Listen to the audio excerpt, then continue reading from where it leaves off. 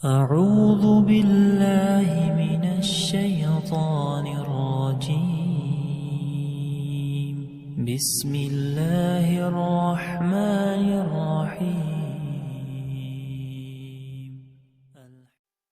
پچھلی آیت کے اندر ہم نے کل یہ پڑھا، اللہ تعالیٰ فرماتے ہیں کہ جو صرف دنیا کا طلبگار ہے، صرف مقصد دنیا ہے، تو اللہ فرماتے ہیں پھر ہم جس کو چاہتے ہیں جتنا چاہتے ہیں وہ دنیا دے دیتے ہیں، لیکن پھر کیا ہوتا ہے؟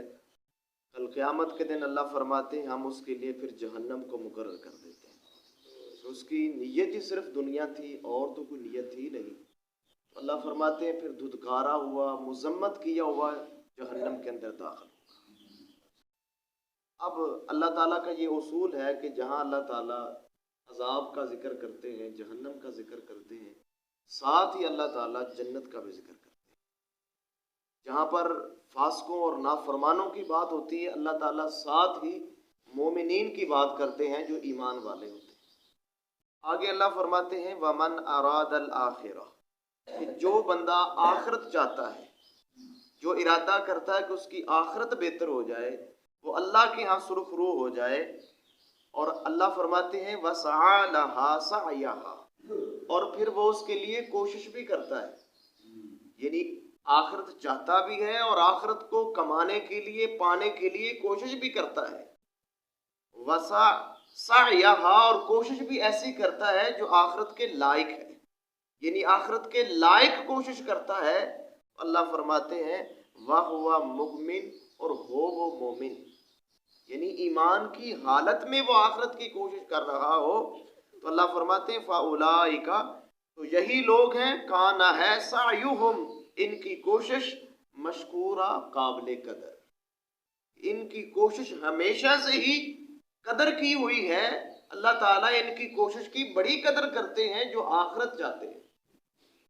تو میرے محترم بھائیوں، کتنے اللہ تعالیٰ مہربان ہے کہ جو انسان آخرت کا ارادہ کرتا ہے، آخرت کی تیاری کرتا ہے، آخرت کی کوشش کرتا ہے، اللہ تعالیٰ اس کی کوشش کی قدر کرتے ہیں. اور جو اللہ تعالیٰ قدر کریں گے میرے محترم بھائیوں، وہ لفظوں میں بیان نہیں ہو سکتی کہ اللہ تعالیٰ کتنی بہترین قدر کریں گے اس انسان کی جو بندہ آخرت کے لیے جیتا ہے. اللہ سے دعا ہے اللہ ہمیں بھی آخرت کے لیے جینے کی توفیق عطا فرمائے. تو محترم بھائیوں، اس آیت کے اندر اللہ تعالیٰ نے بیسیکلی عمل کی قبولیت کی 3 شرطیں بیان کی ہیں، جن میں سب سے پہلی اور بنیادی شرط جو ہے وہ ایمان ہے، کہ وَهُوَ مُؤْمِن، کہ وہ ایمان والا ہو، ایمان کی حالت کے اندر نیک عمل کر رہا ہو. یہ پیچھے بھی ہم محترم بھائیوں پڑھ چکے ہیں، سورہ النساء ہے، آیت نمبر 124 ہے. اللہ فرماتے ہیں وَمَن يَعْمَلْ مِنَ الصَّالِحَاتِ، جو بھی نیک عمل کرے گا، من ذکر او انثیٰ، وہ مرد ہو یا عورت ہو، لیکن ہو وَهُوَ مُؤْمِنٌ، مومن ہو، تو اللہ فرماتے ہیں فَأُولَٰئِکَ يَدْخُلُونَ الْجَنَّةَ، وہ جنت کے اندر داخل ہو جائیں گے. یہی وہ لوگ ہیں جو جنت کے اندر جانے والے ہیں. اور آگے اللہ فرماتے ہیں وَلَا يُظْلَمُونَ نَقِيرًا، ان کے اوپر تل برابر بھی ظلم نہیں کیا جائے گا. نقیر کہتے ہیں وہ چھوٹا سا گڑا جو کھجور کی گٹھلی کی پشت میں ہوتا ہے، بالکل چھوٹا سا گڑا ہوتا ہے. اللہ فرماتے ہیں اتنا بھی ظلم ان کے اوپر نہیں کیا جائے گا. ان کی اتنی نیکی بھی ضائع اور بیکار نہیں ہوگی جو بندے آخرت کے لیے کوشش کرتے ہیں. اسی طرح سورہ نحل کے اندر آیت نمبر 97، سورہ مومن کے اندر آیت نمبر 40 کے اندر اللہ تعالیٰ نے یہ مضمون بیان کیا ہے کہ پہلی شرط یہ ہے کہ عمل کی قبولیت کی کہ وہ ایمان کی حالت میں ہو، کیونکہ جو کافر ہیں، جو ایمان والے نہیں ہیں، ان کے نیک اعمال بیکار ہو جائیں گے، ان کے لیے فائدہ مند نہیں ہوں گے. ان کے نیک اعمال کا بدلہ دنیا کے اندر مل جاتا ہے. کافروں کے نیک اعمال کی مثال کیا ہے کہ وہ صدقہ دیتے ہیں، بعض دفعہ خیرات کرتے ہیں، کوئی مہمان نوازی کر دی یا مظلوم کی مدد کر دی، یہ ان کے نیک عمل ہے. تو اللہ فرماتے ہیں ان کے نیک عمل دنیا کے اندر ہی ان کا بدلہ دے دیا جائے گا، آخرت کے اندر ان کے لیے کچھ نہیں ہے.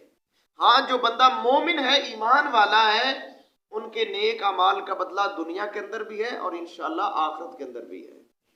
اتنی بڑی چیز ہے محترم بھائیو ایمان، اس ایمان کی قدر کرنی چاہیے.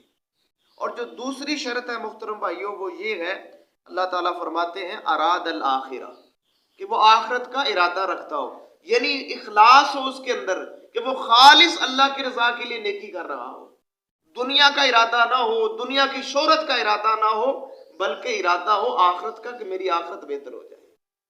اور جو تیسری شرط ہے میرے محترم بھائیوں، وہ یہ ہے وسعی لہا سعیہا، کہ وہ نیک عمل وہ کرے جو آخرت کے لائق ہو، جس سے آخرت بہتر ہوتی ہو، تو وہ آخرت کو بہتر کرنے والے عمل جو ہیں میرے محترم بھائیوں وہ کتاب و سنت کے عمل ہے۔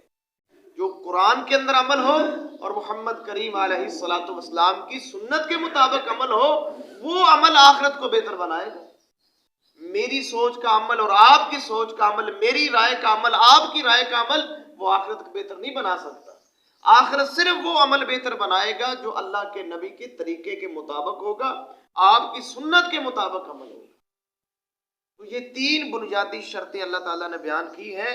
اللہ فرماتے ہیں جو ان تینوں شرطوں کے ساتھ عمل کرے گا لیکن ہو مومن ہو، تو اللہ فرماتے ہیں میں ان کی کوشش کی بڑی قدر کروں گا، مشکورہ، میں ان کا مشکور رہوں گا، ان کی قابل قدر کوشش کا میں احترام کروں گا، ادب کروں گا، اور اس کوشش کے نتیجے میں اللہ فرماتے ہیں میں اپنے بندوں کو رحمت سے نواز دوں گا۔ تو معلوم ہوا میرے محترم بھائیوں، نہ میری سوچ نہ آپ کی سوچ نیک عمل بن سکتی ہے، سوچ صرف محمد کریم علیہ الصلوۃ والسلام کی، سنت ادا طریقہ صرف میرے پیر و مرشد محمد کریم علیہ الصلوۃ والسلام کا قابل عمل ہے۔ جو اس نہج کے اوپر عمل کرتا ہے دنیا کے اندر بھی انشاءاللہ بدلہ پائے گا اور آخرت کے اندر بھی سرخرو ہو جائے گا۔ اللہ سے دعا ہے اللہ تعالیٰ ہمیں ان خوش قسمت لوگوں کے اندر شامل فرمائے۔ اللہ سے دعا ہے اللہ تعالیٰ قرآن کا فہم ہمارے لیے آسان فرمائے۔ اللہ اپنی رحمت کے ساتھ اس کے اوپر عمل کرنے کی توفیق عطا فرمائے۔